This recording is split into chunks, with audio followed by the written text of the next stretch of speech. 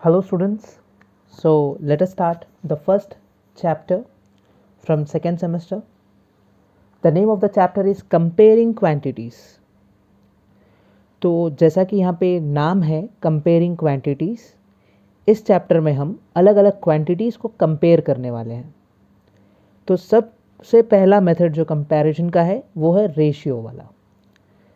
इससे पहले कि हम रेशियो बेस्ड प्रॉब्लम सॉल्व करें, हमको रेशियो क्या होता है उसको समझना ज़रूरी है।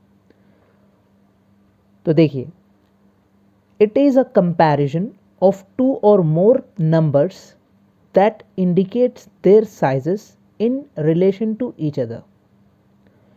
फिलहाल के लिए रेशियो क्या है? सिर्फ एक कंपैरिजन है जो दो अलग अलग नंबर्स को या दो से ज़्यादा नंबर्स के बीच का रिलेशन बताता है। और किस हिसाब से रिलेशन बताता है? उनके साइज़ के हिसाब से। अब इसका एक एग्जाम्पल हम कंसिडर करेंगे। मान लीजिए कि हमारे पास एक बिल्डिंग है।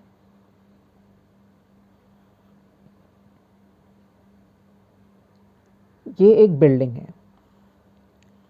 इस बिल्डिंग की हाइट है 50 फीट।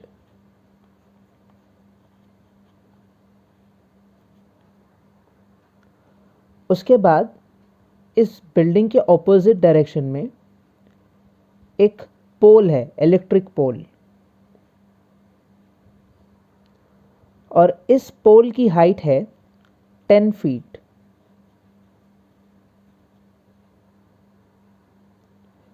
अब यहाँ पर हमको ऑब्जर्व ये करना है कि यहाँ पर दो क्वांटिटीज़, यहाँ पे दो अलग अलग नंबर्स हैं।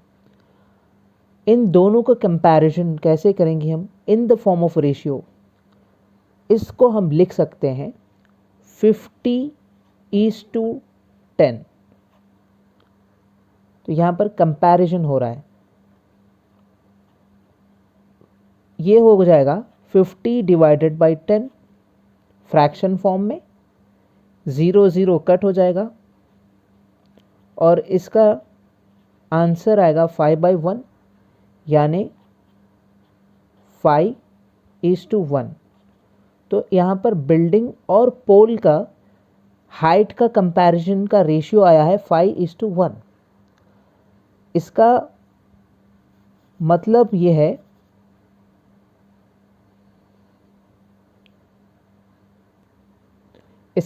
ये है कि ये जो बिल्डिंग है, इस बिल्डिंग की हाइट इस पोल से 5 टाइम्स ज़्यादा है।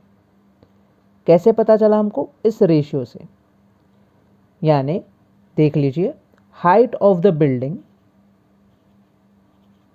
मैं ब्रैकेट में यहाँ पर b लिख रहा हूँ। Height b is nothing but height of the building. ये है 50 फीट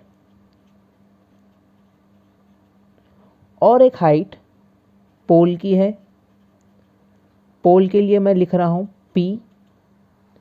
पोल की हाइट यहाँ पर कितनी है? 10 फीट। ऑब्जर्व करिए, अगर ऐसे 10 फीट के 5 पोल्स हम ठहरा दें, यानी मैं ये डायग्राम रफली ड्रॉ कर रहा हूँ, ऐसे ही 10 फीट के 5 पोल्स अगर हम ठहरा दें बिल्डिंग के आगे, तो क्या होगा? ये 10 फीट होगा, ये 20 फीट, 30 फीट, 40 फीट, 50 फीट। तो ये टोटल हाइट इसकी हो जाएगी 50 फीट, यानी बिल्डिंग के बराबर। अब यहाँ पर रेशियो वही चीज़ को बता रहा है कि हाइट ऑफ द बिल्डिंग, जो भी हाइट होगी बिल्डिंग की, वो इस पोल से 5 टाइम्स ज़्यादा होगी। यानी अगर पोल 20 फीट का होगा तो बिल्डिंग की हाइट क्या होगी? 20 × 5, 100 फीट। तो यहाँ पर रिलेशन हमको पता चल रहा है किसके किसके बीच में? दोनों चीज़ों की हाइट का। किस हिसाब से? उनके साइज़ के हिसाब से। कितने टाइम्स ज़्यादा होगा साइज़? 5 टाइम्स। ये जस्ट एक एग्जाम्पल था, रेशियो का इंट्रोडक्शन था। इसको आपको अपनी नोट्स में कॉपी करना नहीं है, सिर्फ इसको समझना है। Now let us start solving exercise 8.1 first bed first problem. The question given is find the ratio of rupees 5 to 50 पैसे. अब यहाँ पर दो अलग अलग क्वांटिटीज़ हमारे सामने हैं. इन दोनों का हमको रेशियो पता करना है.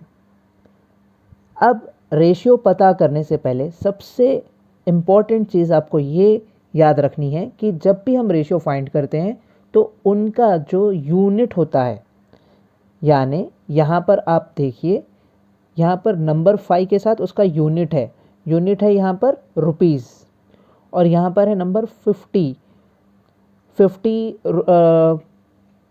रुपीज़ नहीं है, यहाँ पर है 50 पैसे, तो इसका यूनिट है पैसे. यहाँ पर रुपीज़ है और यहाँ पर पैसे हैं, तो इन दोनों का यूनिट रेशियो फाइंड करने से पहले हमको बराबर करना होगा. यानी या तो हम इस रुपीज़ को पैसे में कन्वर्ट करेंगे या फिर इस पैसे को रुपीज़ में कन्वर्ट करेंगे. उसके बाद ही हम रेशियो फाइंड करते हैं. ये हमेशा आपको याद रखना होगा कि यूनिट हमेशा दोनों क्वांटिटीज़ का सेम होना चाहिए, उसके बाद ही हम रेशियो फाइंड कर सकते हैं. तो अब देखिए, सबसे पहले क्या करना होगा सोल्यूशन में. यहाँ पर क्या दिया हुआ है, रुपीज़ 5 टू 50 पैसे.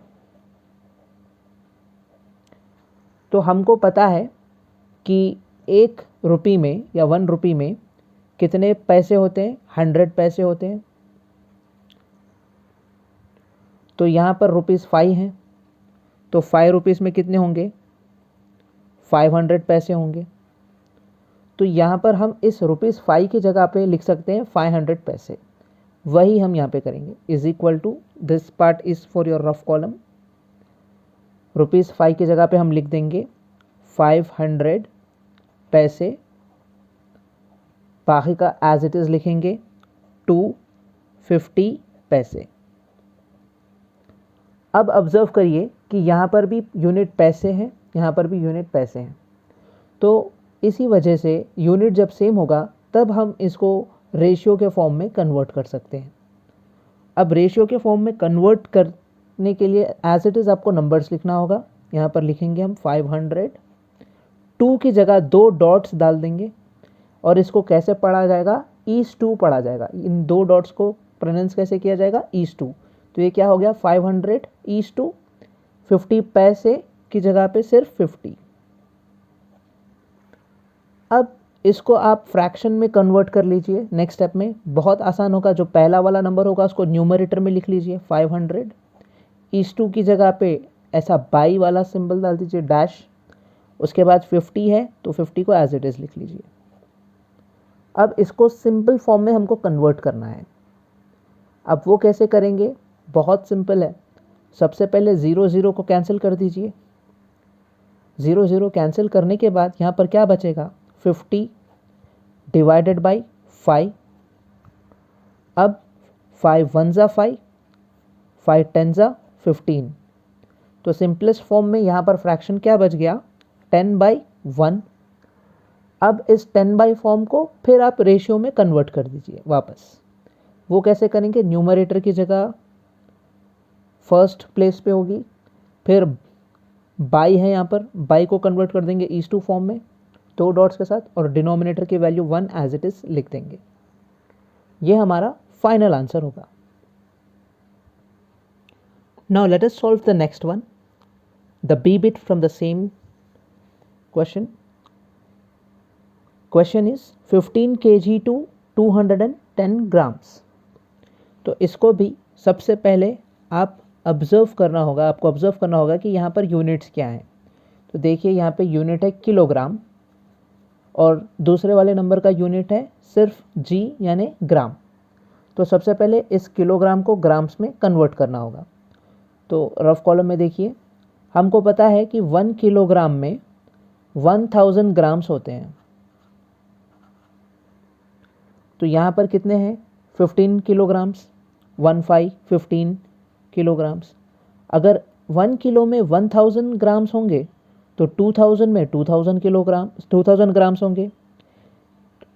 3 किलोग्राम में 3000 ग्राम्स होंगे. वैसे ही 15 किलोग्राम्स में 15 1000 ग्राम्स होंगे। अब ये 15 kg को हमने कन्वर्ट कर लिया ग्राम्स में, उसी को हम यहाँ पर लिखेंगे नेक्स्ट स्टेप में। तो 15 किलोग्राम की जगह पे हम लिख देंगे 15,000 ग्राम्स टू 210 ग्राम्स। अब दोनों के यूनिट सेम हो गए हैं। ये g है, कंफ्यूज मत होइए, स्मॉल g। यूनिट अब दोनों के ग्राम्स में कन्वर्ट हो चुके हैं। अब इसको आप फ्रैक्शन में कन्वर्ट कर लीजिए। फ्रैक्शन में कन्वर्ट करने के लिए जो फर्स्ट नंबर है उसको न्यूमरेटर में लिख दीजिए 15,000 डिवाइडेड बाय जो दूसरा नेक्स्ट नंबर है, सेकेंड नंबर है, उसको डिनोमिनेटर में लिख दीजिए 210। तो सबसे पहले ज़ीरो को कैंसिल कर देंगे, 110 गेट कैंसिल्ड। उसके बाद जो बचा नेक्स्ट स्टेप में लिख दीजिए, यहाँ पर बच गया है 1500 डिवाइडेड बाय 21। अब इधर आप 3 का टेबल यूज़ कर सकते हो। 3 का टेबल जब हम यूज़ करेंगे तो हमको क्या वैल्यू आएगा, देखिए 3 7s are 21। ये तो डिनोमिनेटर में 7 से कैंसिल हो गया, यानी 3 7s is 21। न्यूमरेटर में यहाँ पर 15 है, तो 3 5s are 15। 2 ज़ीरोज़ बच गए, उसको एज इट इज़ हम लिख देंगे। तो इसका आंसर क्या आएगा, 500 डिवाइडेड बाई 7। इसको और फर्दर हम कैंसिल नहीं कर सकते, इसी वजह से यहीं पे हम इसको रेशियो में कन्वर्ट कर देंगे और लिखेंगे 500:7, जो हमारा फाइनल आंसर होगा। सबसे ज़रूरी बात, जैसे हम यहाँ पर आप इस वीडियो में देख रहे हैं सोल्यूशन को, उसी तरीक़े से आपको नोटबुक में भी कॉपी करना होगा। लास्ट टाइम बहुत से स्टूडेंट्स कंफ्यूज थे कि मैथ्स के नोट्स नहीं मिले। करना ये था कि जैसा वीडियो में एक्सप्लेनेशन हो रहा था उसी को एज इट इज़ बुक में कॉपी करना था। इस बार इंशाल्लाह हम PDF फाइल अपलोड कर देंगे व्हाट्सएप के ग्रुप पे, उसमें से आप सेम स्टेप्स होंगे, उसमें से आप आसानी से कॉपी कर पाएंगे। यहाँ पर 2 क्वेश्चंस मैं दे रहा हूँ और इनके हिंट्स भी है। इन दोनों को भी सेम मेथड यूज़ करके सॉल्व करना है। क्वेश्चन है 9 मीटर्स टू 27 सेंटीमीटर। यहाँ पर सबसे पहले इस मीटर को सेंटीमीटर में कन्वर्ट कर दीजिए, इस हिंट को यूज़ करिए। और डी बिट भी आपका होमवर्क है, 30 डेज टू 36 आवर्स। इधर भी आप ये हिंट को यूज़ करना है। 1 day is equal to 24 hours, तो 30 डेज का कितना होगा ये कैलकुलेट करना होगा आपको, एंड आपको इन दोनों को सॉल्व करने की कोशिश करनी होगी। जो PDF के नोट्स होंगे इसमें ये दोनों प्रॉब्लम्स ऑलरेडी सॉल्व होंगे, तो आप अपने पास सॉल्व करके PDF फाइल मिलने के बाद आप इसको टैली कर सकते हैं आपके आंसर्स को। Thank you so much.